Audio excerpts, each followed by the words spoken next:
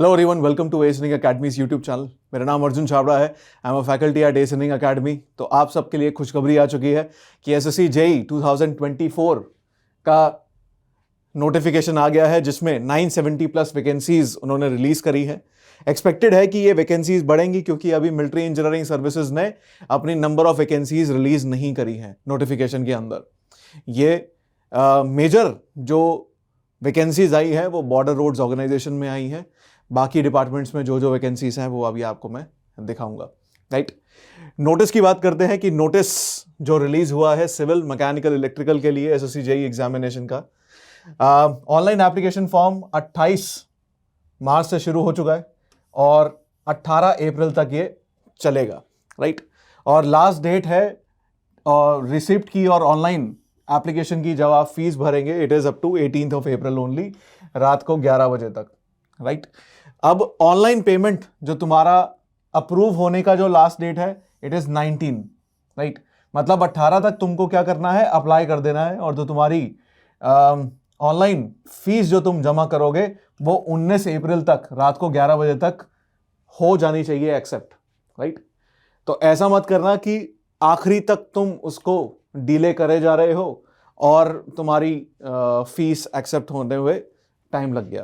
Right, तो जल्दी से जल्दी अपने सारे डॉक्यूमेंट्स को तुमको तैयार करना है और साथ ही साथ तुम्हारे जो भी मेट्रिकुलेशन सर्टिफिकेट है, 10वीं का सर्टिफिकेट है, उसके ऊपर जो तुम्हारा नाम और सरनेम है वो तुम्हारे डॉक्यूमेंट्स के साथ, जैसे Aadhaar card, PAN card, voter ID, उन सब के साथ मैच करना चाहिए।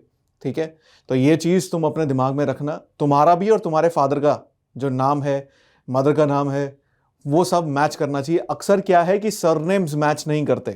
राइट, जैसे नॉर्थ इंडिया में कुछ लोगों को कुछ लोग क्या करते हैं कि अपने सरनेम में कुमार लगाते हैं। राइट, तो जैसे मेरे फादर हैं, उनके आधार कार्ड पर प्रदीप कुमार लिखा था और उनके वोटर आईडी पर प्रदीप छाबड़ा लिखा है। तो ऐसे बहुत बार बहुत बच्चों के साथ प्रॉब्लम आ जाती है, तो एंड में आपके डॉक्यूमेंट वेरिफिकेशन में प्रॉब्लम आएगी उस चीज़ की। तो ये चीज़ है, इस चीज़ को आप ध्यान में रखना कि जो मेन डॉक्यूमेंट्स हैं उन सब पे सबके नाम, तुम्हारा भी और तुम्हारे पेरेंट्स का नाम भी सेम हो, अलग अलग ना हो, इंक्लूडिंग सरनेम। राइट, स्पेलिंग के साथ चेक करना, स्पेलिंग को भी चेक करना है कि कभी कभार स्पेलिंग ऊपर नीचे हो सकती है।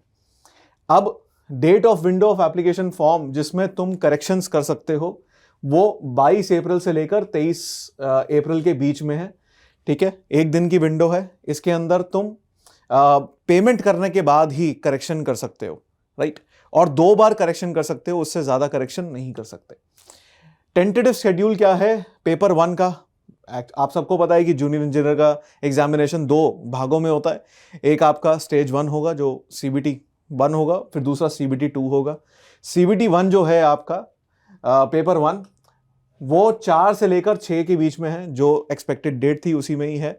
4, 5, 6 जून 3 तारीखों में आपका ये एग्जाम कंडक्ट करा जाएगा। उसके बाद जो टेंटेटिव शेड्यूल है पेपर 2 का, वो अभी नोटिफाई नहीं किया है उन्होंने, वो नोटिफाई कर देंगे। अगर आपको कॉल करना है और कोई और जानकारी लेनी है, हेल्पलाइन नंबर उन्होंने इसी नोटिस के अंदर गिवन कर रखा है।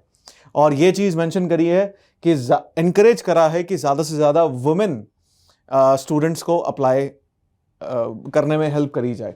राइट, सो जेंडर बैलेंस को मेंटेन करने के लिए उन्होंने ये चीज़ मेंशन करी है कि women candidates should be encourage to apply. Right, आगे देखते हैं इसमें क्या गिवन था। इसमें नोट देखेंगे, बहुत इंपॉर्टेंट नोट है जो स्टूडेंट्स अक्सर नोटिस नहीं करते। सबसे पहला ये है कि all the candidates who wish to apply in response of this notice have not generated, if they have not generated their one time registration on the new website, नई वेबसाइट पे तुमको ऑनलाइन रजिस्ट्रेशन फिर से करना है। ये चीज का ध्यान में रखना। Right, that is ssc.gov.in। जो भी तुमने रजिस्ट्रेशन पुरानी वेबसाइट पे करा था ssc.nic.in, वो वैलिड नहीं रहेगा। It will not be functional, it will not be functional for the new website. तो सबसे पहले तुम्हारे को वन टाइम रजिस्ट्रेशन OTR नई वेबसाइट पर जाकर करना है। उसके बाद सब्सिक्वेंट टू OTR कैंडिडेट को अपना जो भी एग्जामिनेशन है उसके लिए अप्लाई करना है। राइट। ये बहुत सारी बोर्ड्स में होता है, जैसे DSSB में भी, DSSB की साइट पे जाएंगे तो आपको पहले अलग से वन टाइम रजिस्ट्रेशन करना पड़ेगा, आपको लॉगिन आईडी पासवर्ड देंगे, फिर आप एग्जाम के लिए अप्लाई करते हो। वैसा ही है ये भी। आगे, once an OTR has been generated on the new website, it will continue to remain valid for all the examinations to be applied for the new website, from the new website. ठीक है, जो भी नई website से तुम कोई और दूसरे एग्जामिनेशन के लिए अप्लाई करोगे, उसके लिए तुमको फिर से रजिस्ट्रेशन करने की जरूरत नहीं होगी, सिर्फ और सिर्फ एप्लीकेशन फॉर्म भरना पड़ेगा। राइट। अब जो भी फॉर्म फिलिंग के लिए जो तुम्हारा OTR के लिए प्रोसीजर है, it primarily generally consist of 2 parts. सबसे पहले तो तुमको वन टाइम रजिस्ट्रेशन करना है, फिर उसके बाद क्या करोगे, ऑनलाइन एप्लीकेशन भरोगे। वन टाइम रजिस्ट्रेशन करने से पहले तुमको डॉक्यूमेंट्स कौन से तैयार रखने हैं, और जो भी तुम्हारा जो इंफॉर्मेशन है कौन सी तैयार रखनी है। Mobile number, it should be verified through the OTP, वो OTP से वेरीफाई करेंगे। साथ में ईमेल आईडी याद रखना। अक्सर क्या है कि बहुत सारे स्टूडेंट्स अपना ईमेल आईडी अक्सर बदलते रहते हैं, आपको बदलना नहीं है, एक जो तुम्हारा रेगुलर ईमेल आईडी है उसको यूज़ करते रहना। ठीक है। उसके बाद आधार नंबर, और अगर आधार नहीं है तो ये डॉक्यूमेंट्स भी चलेंगे, voter ID, pan, passport sorry, driving licence, school या फिर कॉलेज की आईडी, या employer ID, employer ID that है गवर्नमेंट, PSUs या प्राइवेट। अब ये है कि ये ओरिजिनल डॉक्यूमेंट तुम्हारे पास लेटर स्टेज के लिए अवेलेबल होना चाहिए। ऐसा नहीं है कि इसको तुम भूल जाओ। लेटर स्टेज पर जब भी तुम जाओगे डॉक्यूमेंट वेरिफिकेशन के लिए, वो ये मेन डॉक्यूमेंट तुम्हारे पास होना चाहिए। ठीक है।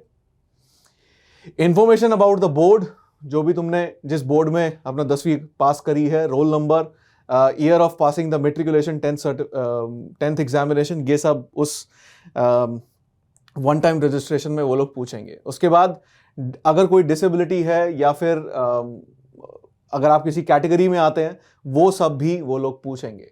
अब अगेन ये देखिए, ये इन्होंने बहुत बार लिखा हुआ है नोटिस के अंदर, you are advised that name, और कैपिटल्स में लिखा है, name, father's name, mother's name, date of birth and matriculation examination details should be filled in exactly as recorded in matriculation certificate। जो भी matriculation certificate में है वही नाम तुमको यहां पर फीड करना है, और अगर आधार पर तुम्हारा उस नाम से मैचिंग नाम नहीं है तो बाद में प्रॉब्लम होगी। तो जो matriculation certificate पे तुम्हारा नाम है उसी को ही चेंज करवाओ उसमें आधार पे। ऐसा ना हो कि उसको ना करवाओ, तो क्योंकि तुमको बाद में प्रॉब्लम होगी। Right. Your candidature may be cancelled in case of incorrect और रॉन्ग इंफॉर्मेशन। भाई साहब, ये स्पेलिंग मिस्टेक्स को भी रॉन्ग इंफॉर्मेशन मान लेंगे।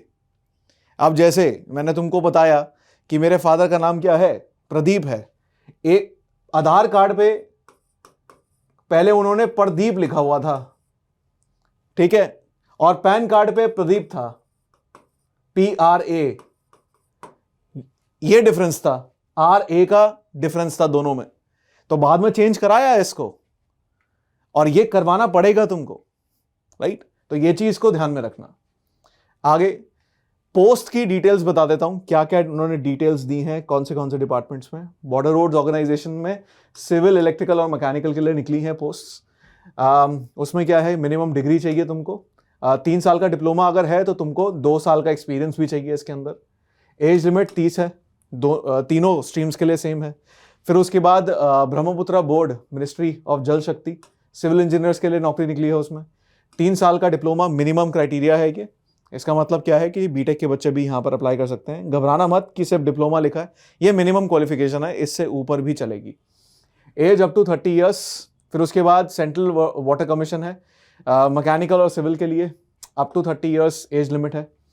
उसके बाद CPWD ने रिलीज़ किया है इलेक्ट्रिकल और साथ में सिविल के लिए एज अप टू 32 ईयर्स। इसमें मैकेनिकल के लिए उन्होंने रिलीज़ नहीं किया है notification. Central water and power research station, electrical और सिविल के लिए रिलीज़ हुआ है। बेसिक डिप्लोमा तुमको चाहिए, मिनिमम एज 30 है। फिर उसके बाद ministry of defence naval junior engineer mechanical और इलेक्ट्रिकल के लिए age up to 30 years. Minimum क्या है, डिप्लोमा है, बट साथ में क्या चाहिए, 2 साल का एक्सपीरियंस चाहिए, राइट। आगे फाराक बराज प्रोजेक्ट में, उसमें सिविल और इलेक्ट्रिकल के लिए मिनिमम क्या चाहिए, डिप्लोमा चाहिए, कोई एक्सपीरियंस नहीं है, एज अप टू 30 ईयर्स। फिर उसके बाद मिलिट्री इंजीनियरिंग सर्विसेज, डिग्री चलेगी, अगर डिग्री है तो उसमें एक्सपीरियंस की रिक्वायरमेंट नहीं है। अगर तुम्हारे पास 3 साल का डिप्लोमा है तो उसमें तुमको 2 साल का एक्सपीरियंस रिक्वायर्ड है। So up to 30 years, right, ये तुमको चाहिए होगा। उसके बाद national technical research organisation civil के लिए निकली है, जूनियर इंजीनियर, मिनिमम क्या चाहिए, डिप्लोमा चाहिए, experience not required, age limit is up to 30 years, right. अब ये चीज ध्यान में रखना, नंबर ऑफ पोस्ट के ये पोस्ट के नीचे ही लिखा है उन्होंने, the post wherever experience is required, जहां पर एक्सपीरियंस रिक्वायर्ड है, such experience must have been acquired by the candidate after the completion of education qualification. जैसे डिप्लोमा है, कोई बच्चे डिप्लोमा के साथ साथ काम कर रहे हैं, राइट। डिप्लोमा के साथ साथ जो तुम काम कर रहे हो, जैसे फ्रीलांस में अगर काम कर रहे हो, वो एक्सपीरियंस काउंट नहीं होगा जब तक वो एक्सपीरियंस काउंट होगा जो तुमने फुल टाइम किया है और अपने डिप्लोमा के बाद किया है, right, as specified for the concerned post. Further internship अगर करी है, ट्रेनिंग कहीं से करी है, या research experience etcetera obtained during the course of acquiring an educational qualification shall not be considered। मतलब कोई भी काम तुमने डिग्री के साथ साथ किया है वो कंसिडर नहीं करा जाएगा। ये बहुत ज्यादा इंपॉर्टेंट पॉइंट है जो स्टूडेंट्स को अपने दिमाग में रखना है, राइट। क्योंकि अक्सर क्या है कि बहुत सारे बच्चे डिप्लोमा करते करते फ्रीलांस काम करने लग जाते हैं, तो वो फ्रीलांस काम का एक्सपीरियंस यहां पे काउंट नहीं होगा। आगे ये पॉइंट भी बहुत इंपॉर्टेंट है, एज पर यूजीसी जो बच्चे ओपन या फिर डिस्टेंस लर्निंग से कर रहे हैं, right, 2017 in the official gazetted post under part 285 the programmes in the engineering, medicine, dental, nursing, pharmacy, architecture and physiotherapy are not permitted, वो परमिटेड नहीं है under open and distance learning mode, right. जिन भी बच्चों ने engineering, medicine, dental, nursing, pharmacy, architecture या physiotherapy के courses करे हैं ओपन से, वो यहां पर कंसिडर नहीं करे जाएंगे, राइट। ये चीज का ध्यान में रखना। आगे जो भी कैंडिडेट सिलेक्ट होंगे पेपर क्लियर होने के बाद और उनको डॉक्यूमेंट वेरिफिकेशन के लिए जब बुलाएंगे तो उनके पास सारी मार्कशीट्स, सेमेस्टर्स की, all years and semesters of graduation, provisional certificate या फिर degree of graduation etcetera original format में अवेलेबल होने चाहिए as a proof of acquiring the essential education qualification. तुम्हारे पास सारे सर्टिफिकेट, मार्कशीट्स अवेलेबल होनी चाहिए जब तुम डॉक्यूमेंट वेरिफिकेशन के लिए जाओगे। और भी डॉक्यूमेंट्स जो चाहिए डॉक्यूमेंट वेरिफिकेशन में, वो आगे तुमको मैं दिखाऊंगा। ये सारे डॉक्यूमेंट्स तुम्हारे पास कट ऑफ डेट से पहले होनी चाहिए। अब कट ऑफ कब आएगी वो उन्होंने नहीं बताई, ये कट ऑफ डेट पूरी नोटिफिकेशन में नहीं मिली, राइट। ये चीज का ध्यान में रखना, ये कट ऑफ डेट अवेलेबल नहीं है अभी, मोस्टली अगस्त, उससे पहले, right. The candidates who can prove by documentary evidence that the result of the examination essential education qualification was declared on or before the cutoff date, that he or she has been declared passed, will also be deemed to be essential educational qualification। तभी मानी जाएगी अगर आपके पास पहले से ही सारे documents या फिर आपने अपना जो एजुकेशन है वो कंप्लीट कर ली है कट ऑफ डेट से पहले, राइट। अब मैं आपको वैकेंसीज बता देता हूं कि कौन से डिपार्टमेंट्स में वैकेंसीज निकली हैं। बॉर्डर रोड्स ऑर्गेनाइजेशंस में सिर्फ और सिर्फ मेल कैंडिडेट्स अप्लाई कर सकते हैं। सिविल में भी, इलेक्ट्रिकल और मैकेनिकल तीनों में only main candidates apply. Total vacancies आप देख सकते हो 438 निकली हैं सिविल में और 37 निकली है कलेक्टिवली इलेक्ट्रिकल मैकेनिकल के लिए, राइट। यहां पर कलेक्टिवली दोनों के लिए इकट्ठे है इलेक्ट्रिकल और मैकेनिकल के लिए 37।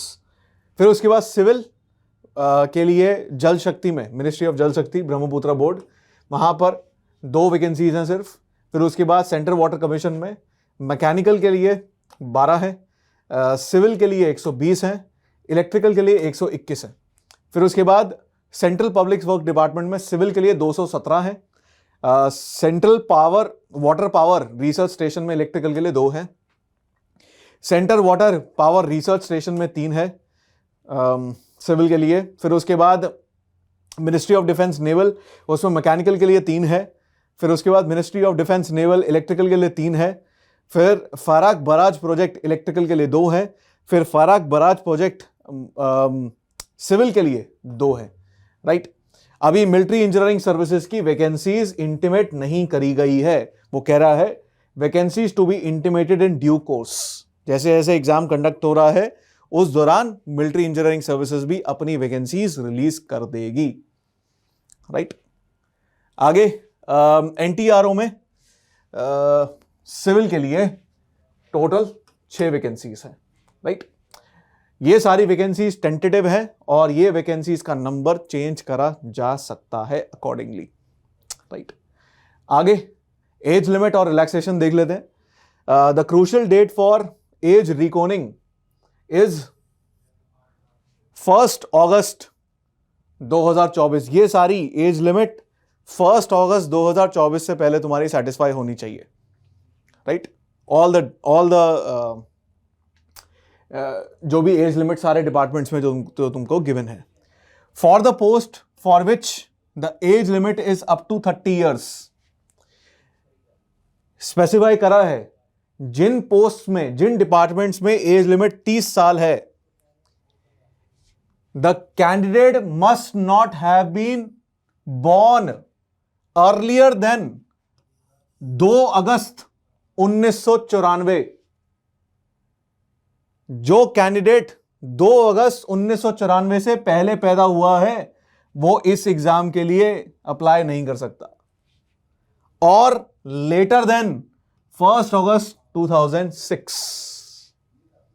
ये पॉइंट बहुत इंपॉर्टेंट है। ये नहीं है कि 1994 में पैदा हुआ हर बच्चा अप्लाई कर सकता है, नहीं।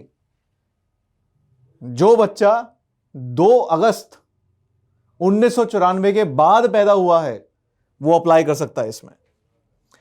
For the post for which the age limit is up to 32 years, age limit जिसमें सिर्फ 32 ईयर्स है, candidate must have been born not earlier than 2 August 1992। जैसे सीपीडब्ल्यूडी में एज लिमिट 32 ईयर्स है तो उसमें 2 अगस्त 1992 से तुम पैदा नहीं होने चाहिए, एंड नॉट लेटर देन 1 अगस्त 2006। ये चीज तुमको ध्यान में रखनी है। आगे रिलैक्सेशन है डिफरेंट कैटेगरीज के लिए, SC ST OBC, PWD OBC, PWD SC ST। आप देख सकते हैं सबके लिए 5, 3, 10, 13, 15 साल की रिलैक्सेशन है। अगर आप एक्स सर्विसमैन है तो उसमें 3 साल की रिलैक्सेशन है। फिर उसके बाद डिफेंस पर्सनल डिसेबल्ड है तो उसमें 3 साल की रिलैक्सेशन है। फिर उसके बाद अगर आप डिफेंस पर्सनल डिसेबल्ड है operation during hostilities with any foreign country और in a disturbed area and released as a consequence thereof. अगर आप SC ST कैटेगरी में आते हैं तो 8 साल, ऊपर वाले में था अनरिजर्व्ड, EWS या फिर OBC, राइट। अब जितने भी तुम्हारे सर्टिफिकेट्स हैं वो सारे के सारे रेडी होने चाहिए, अप टू डेट होने चाहिए ये सारे सर्टिफिकेट्स। फॉर्म फिलिंग के बाद नए सर्टिफिकेट्स को अप्लाई करो, राइट। फॉर्म फिलिंग करने से पहले नए सर्टिफिकेट्स को अप्लाई करो, फिर जाना अप्लाई करने के लिए, राइट। तो ये चीज अपने दिमाग में रखना, लेटेस्ट सर्टिफिकेट्स तुम्हारे पास होने चाहिए। The date of birth filled by the candidate in the online application form and the same recorded in the matriculation certificate और the secondary examination certificate will be accepted by the commission. देख लो, फिर से लिखा है कि जो भी डिटेल्स तुम्हारे मेट्रिकुलेशन सर्टिफिकेट पर है वो ही तुमको भरनी है, राइट। पिछले वाले केस में नाम लिखा था सिर्फ, इधर उन्होंने डेट ऑफ बर्थ भी लिख दी, राइट। आगे क्रूशियल डेट है, देख लो। द क्रूशियल डेट, ये पॉइंट बहुत इंपॉर्टेंट है।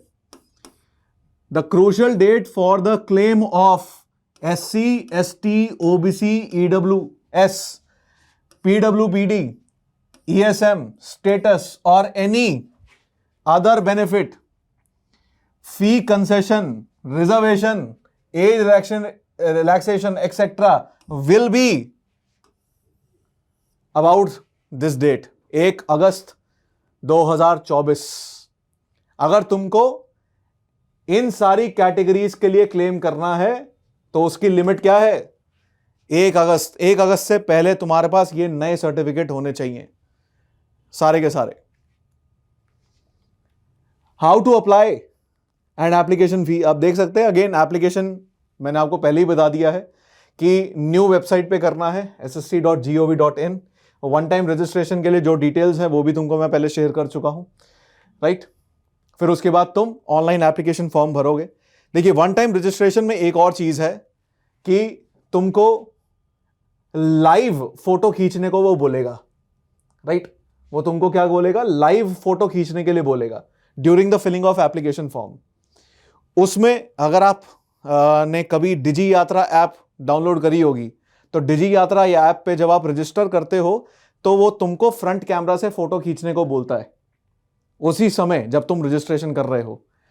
तो अब देखना, जहां पर जिस भी कंप्यूटर पर, जिस भी लैपटॉप पे या फिर जिस भी टैबलेट पर तुम रजिस्ट्रेशन कर रहे हो उसका फ्रंट कैमरा सही हो, वेबकैम सही हो और बैकग्राउंड में जो लाइट है वो सही हो।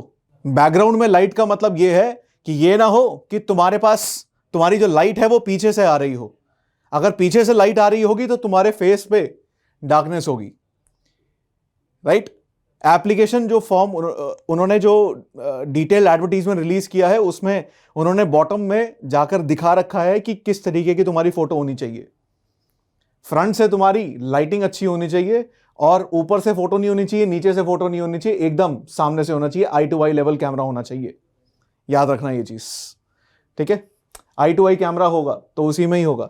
सो find a good place while filling the form. Background plain हो पीछे, राइट। घर की जो सफेद दीवार है उसके सामने ही हो। उसके बाद ensure the camera is at the I level. उसके बाद position yourself directly in front of the camera and look towards the camera, look straight ahead. Candidates कोई भी कैप, मास्क कुछ ना पहने, कोई भी ग्लासेस, अगर चश्मा पहनते हो तो उतार के तुमको फोटो खींचनी है। Glasses, spectacles while capturing the photo, याद रखना ये चीज। जो भी सिग्नेचर तुम अपलोड करोगे वो ब्लर नहीं होना चाहिए। अगर वो ब्लर होगा तो वो रिजेक्ट कर देंगे, याद रखना ये चीज। Last date and time of submission of application form बता चुका हूं, 18 अप्रैल है 11 बजे तक। फी कितनी है? 100 रुपए, राइट। 100 रुपए बेसिक फीस है जो कि सिर्फ और सिर्फ एप्लीकेबल होगी EWS और अनरिजर्व कैटेगरी के लिए। अगर आप SC, ST, OBC के लिए भी इट विल बी 100 रुपीज। अगर आप SC, ST कैटेगरी में आते हैं या वुमेन कैंडिडेट हैं तो उसमें कोई भी फीस नहीं है। फीस आप चाहे UPI से पे करें, जो कि सबसे बेस्ट ऑप्शन है, UPI से ही करना, जल्दी पेमेंट हो जाती है। Net banking, visa, Mastercard, maestro, रुपया क्रेडिट और डेबिट कार्ड से आप कर सकते हैं, राइट। बेटर है UPI से करना, UPI से जल्दी हो जाता है ट्रांजैक्शन, जल्दी एक्सेप्ट भी हो जाता है, ठीक है। Before submission of corrected application, candidate must check that they have filled correct details in each field and form. ध्यान रखना यार, बहुत सारे बच्चे गलतियां कर देते हैं और एंड में जाकर पछताते हैं। डिटेल्स ढंग से भरते नहीं है, स्पेलिंग मिस्टेक्स होती हैं, ये सब बेमतलब की चीजें जो होती हैं बच्चे को एंड में प्रॉब्लम क्रिएट करती हैं, राइट। करेक्शन विंडो मैंने तुमको पहले ही बता दिया कि करेक्शन विंडो क्या है, उसमें तुम 2 बार कर सकते हो change, right. Scheme of examination तुम सबको पता है, पेपर 1 और पेपर 2 होगा। लास्ट ईयर से पेपर 2 भी कंप्यूटर बेस्ड एग्जामिनेशन हो चुका है। पेपर 1 क्लियर करने के बाद ही तुम पेपर 2 की तरफ जाओगे। Paper 1 it will be a computer based test. इसके अंदर 3 सेक्शन है। जनरल इंटेलिजेंस रीजनिंग है 50 नंबर की, हर क्वेश्चन 1 नंबर का है। Negative marking 0.25 marks. General awareness 50 question 50 number, negative marking 0.25 mark. फिर उसके बाद जो भी तुम्हारा स्ट्रीम है, पार्ट ए सिविल या structural, part B electrical, part C is mechanical.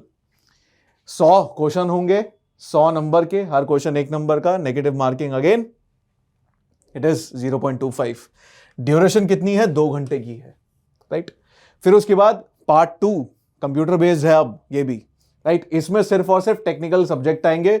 Her question 3 number का होगा, नेगेटिव मार्किंग 1, राइट। 1 नंबर की नेगेटिव मार्किंग है और ये भी 2 घंटे का एग्जाम है।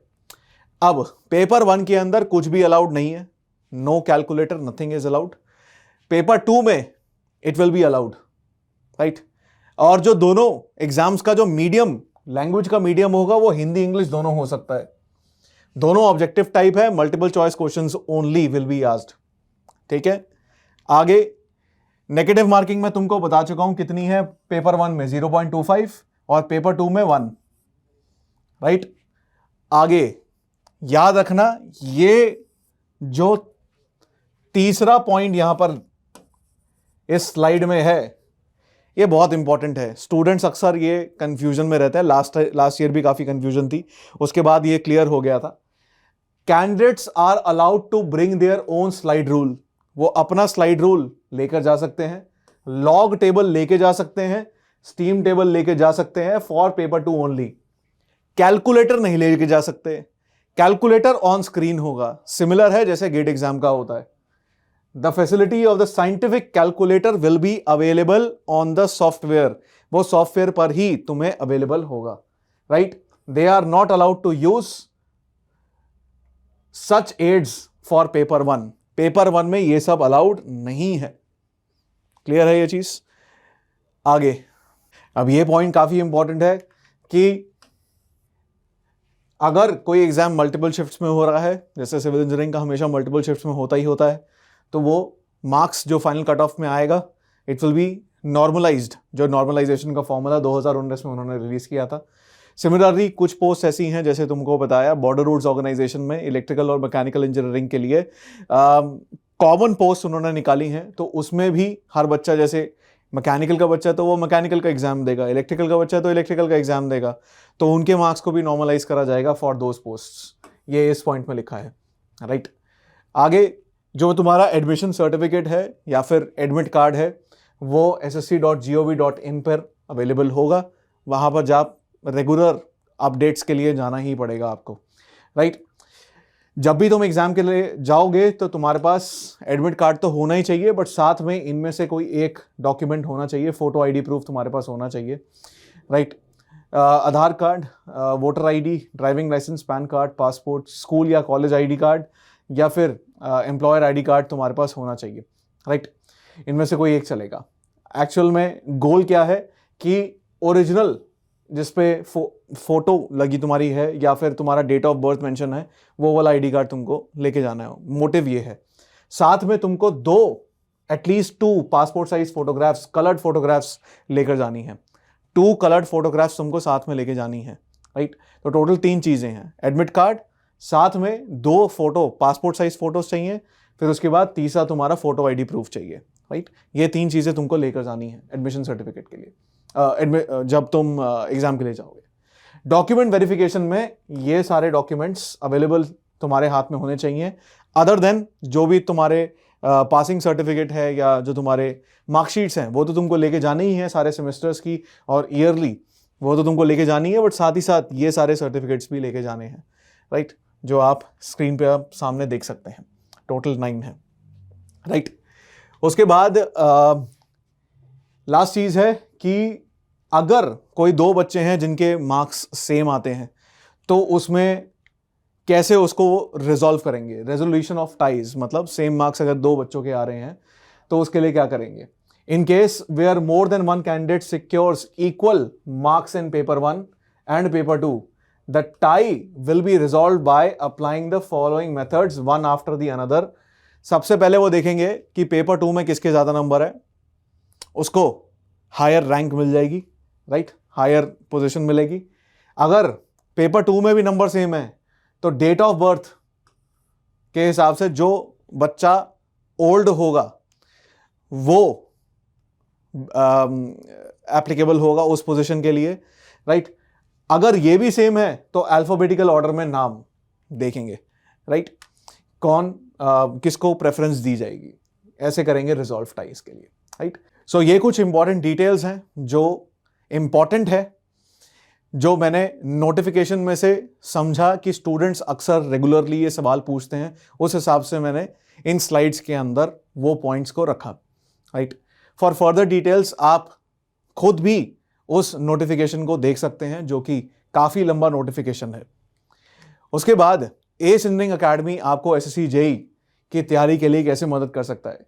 आप SSC JE 2024 online test series हमारे साथ ज्वाइन कर सकते हैं, which is conducted for all the branches civil, electrical and mechanical engineering. तीनों ब्रांचेस के लिए हम लोग प्रोवाइड करते हैं। टोटल नंबर ऑफ टेस्ट कितने होंगे? 20। टोटल 20 टेस्ट होंगे, जिसमें से 16 सब्जेक्ट वाइज टेस्ट होंगे और फुल लेंथ टेस्ट कितने होंगे? 4 टोटल कितने होंगे? फुल लेंथ मॉक टेस्ट होंगे, जो आपको हेल्प करेगा एसएससी जेई के प्रिपरेशन के लिए।